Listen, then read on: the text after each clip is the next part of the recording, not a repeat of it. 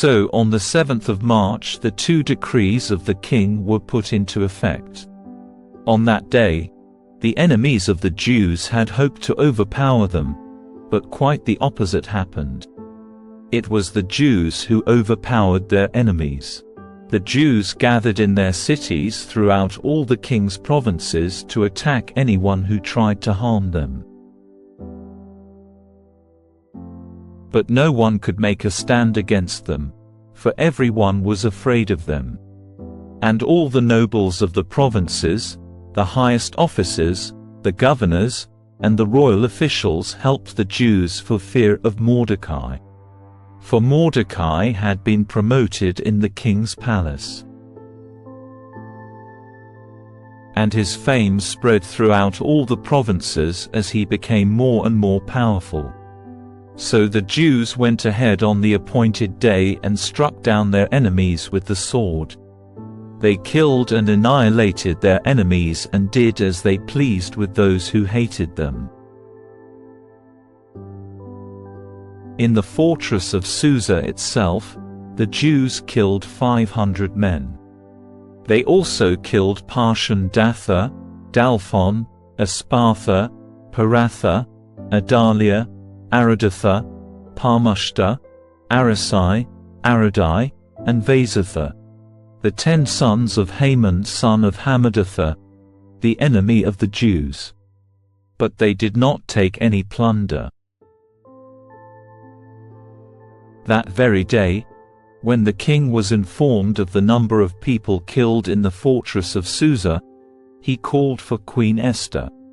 He said, "The Jews have killed 500 men in the fortress of Susa alone, as well as Haman's 10 sons. If they have done that here, what has happened in the rest of the provinces? But now, what more do you want? It will be granted to you. Tell me and I will do it." Esther responded, "If it please the king, give the Jews in Susa permission to do again tomorrow as they have done today, and let the bodies of Haman's 10 sons be impaled on a pole." So the king agreed, and the decree was announced in Susa. And they impaled the bodies of Haman's 10 sons. Then the Jews at Susa gathered together on the 8th of March and killed 300 more men, and again they took no plunder. Meanwhile, the other Jews throughout the king's provinces had gathered together to defend their lives. They gained relief from all their enemies, killing 75,000 of those who hated them. But they did not take any plunder. This was done throughout the provinces on the 7th of March, and on the 8th of March they rested, celebrating their victory with a day of feasting and gladness. The Jews at Susa killed their enemies on the 7th of March and again on the 8th of March, then rested on the 9th of March, making that the day of feasting and gladness. So to this day, rural Jews living in remote villages celebrate an annual festival and holiday on the appointed day in late winter, when they rejoice and send gifts of food to each other. Mordecai recorded these events and sent letters to the Jews near and far, throughout all the provinces of King Xerxes, calling on them to celebrate an annual festival on these 2 days. He told them to celebrate these days with feasting and gladness and by giving gifts of food to each other and presents to the poor. This would commemorate a time when the Jews gained relief from their enemies, when their sorrow was turned into gladness and their mourning into joy.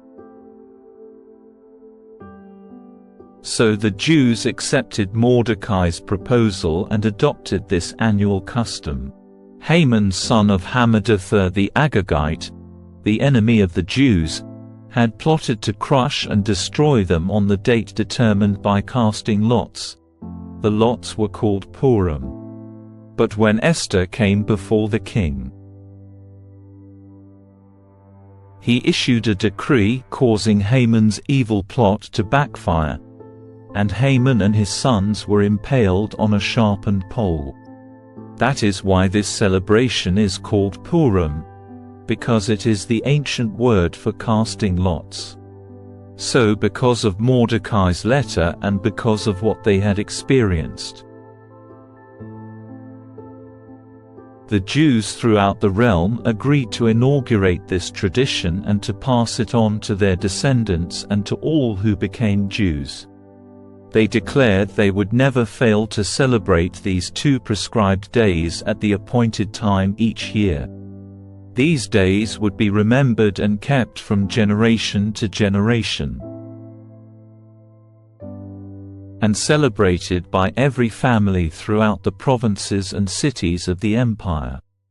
This festival of Purim would never cease to be celebrated among the Jews, nor would the memory of what happened ever die out among their descendants. Then Queen Esther, the daughter of Abihail, along with Mordecai the Jew, wrote another letter putting the queen's full authority behind Mordecai's letter to establish the festival of Purim. Letters wishing peace and security were sent to the Jews throughout the 127 provinces of the empire of Xerxes. These letters established the festival of Purim, an annual celebration of these days at the appointed time, decreed by both Mordecai the Jew and Queen Esther. The people decided to observe this festival, just as they had decided for themselves and the descendants to establish the times of fasting and mourning. So the command of Esther confirmed the practices of Purim, and it was all written down in the records. King Xerxes imposed a tribute throughout his empire, even to the distant coastlands. His great achievements and the full account of the greatness of Mordecai, whom the king had promoted, are recorded in the book of the history of the kings of Media and Persia. Mordecai the Jew became the prime minister, with authority next to that of King Xerxes himself. He was very great among the Jews, who held him in high esteem, because he continued to work for the good of his people and to speak up for the welfare of all their descendants. Mordecai said, "God has done these things. I remember the dream I had concerning these same things, and all of it has been fulfilled.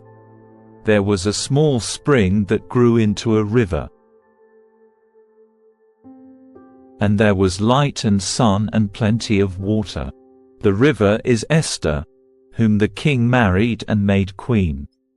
The 2 dragons are Haman and myself.